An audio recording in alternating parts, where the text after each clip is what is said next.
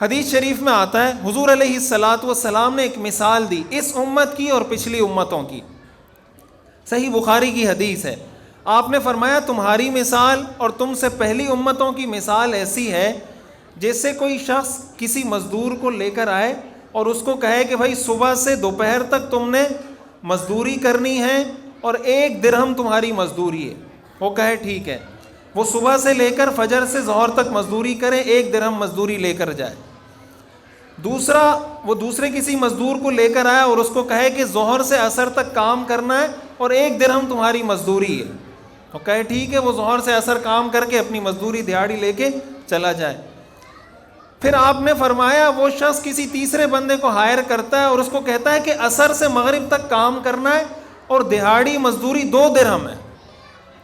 کام عصر سے مغرب ہے اور دیہاڑی جو پہلے کو دی تھی اس سے ڈبل ہے، کام اس کے آدھے سے بھی کم.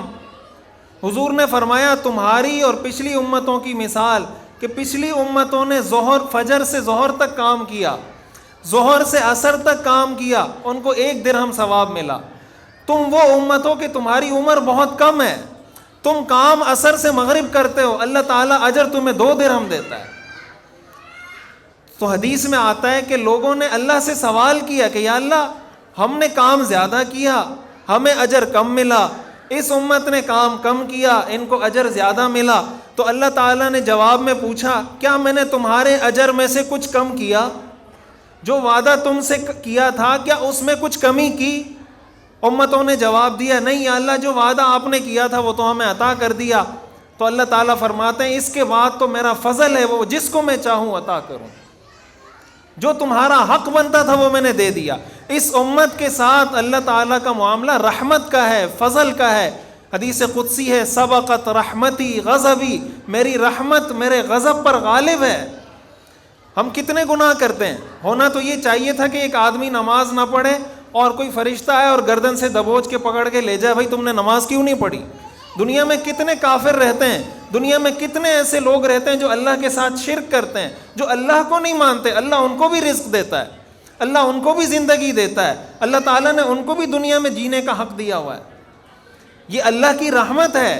قرآن کریم میں آتا ہے وَلَوْ يُؤَاخِذُ اللَّهُ النَّاسَ بِمَا كَسَبُوا مَا تَرَكَ عَلَى ظَهْرِهَا مِن دَابَّةٍ، اگر اللہ لوگوں کو ان کے گناہوں کی وجہ سے پکڑنا شروع کر دے اللہ زمین میں ایک رینگتا ہوا کیڑا بھی نہ چھوڑے.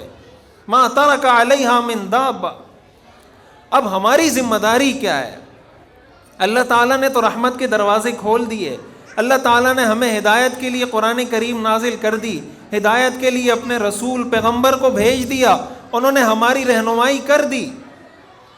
اب ہماری ذمہ داری ہے کہ ہم اس ہدایت کو ایکسیپٹ کریں، ہم اس ہدایت کو قبول کریں، شریعت کی تعلیم کو قبول کریں، اس کو سینے سے لگائیں.